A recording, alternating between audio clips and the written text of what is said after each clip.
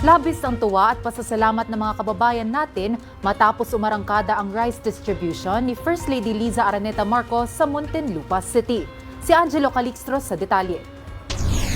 Not just one, twice, but thrice.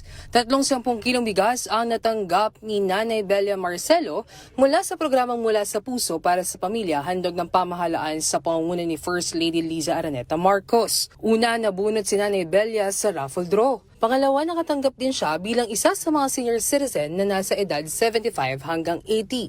At pangatlo, natanggap niya rin ang nakalaang 10 kilong bigas para sa mga benepisyaryo ng programa. Dahil dito, hindi maikubli ni Nanay Belia ang kanyang tuwa at pasasalamat sa mga biyayang kanyang natanggap dahil malaki ang tulong ito sa kanila bilang isang senior citizen.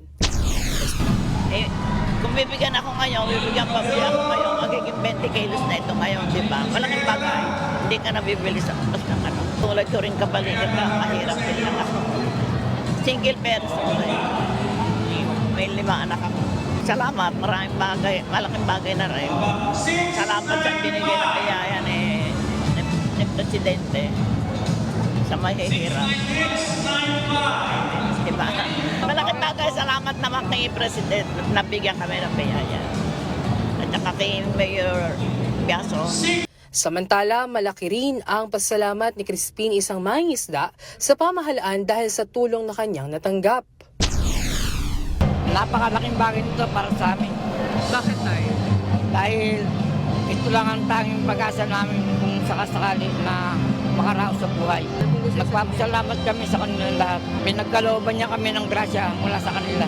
Ayon kay First Lady Liza Araneta Marcos, bagamat hindi man tuluyang mawawakasan ng programa ang kahirapan, umaasa siya makatutulong ito upang maibsan ang pasanin ng mga pamilya sa Muntinlupa. Napasabi niya, even though we cannot eradicate poverty 100%, at least itong konting biyaya sa susunod na araw makakatulong. Ayon naman kay Muntinlupa Mayor Rufy Biazon, sa kanyang karanasan bilang 3 terminong kongresista at 2 termino bilang alkalde, ngayon lamang niya nasaksihan ang ganitong klaseng suporta at malasakit ng pambansang pamahalaan para sa mga pamilyang Pilipino.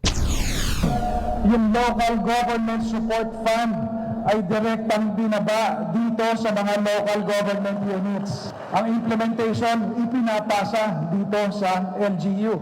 Ito pong mga bigas para po sa inyo ibinigay ng Pangulo yan, diretso sa inyo. At sabi nga kanina ni Mayor Francis, 4 na beses patungo sa pagtatapos nitong taon na ito na makakatanggap kayo bilang mga identified beneficiaries. O diba, pinapalagpakan yan. Bukod dyan, naggaba rin sa pamamagitan ng LGSF sa pagpapaayos ng mga sidewalks natin at pagtayo pa ng additional na mga sports facilities. Talaga namang binibigay ng Pangulo ang tulong dito po sa atin sa Muntinlupa. Pero hindi lang po sa Muntinlupa. For the first time nga po, lahat ng mga LGU tinutulungan niya ng diretsyo.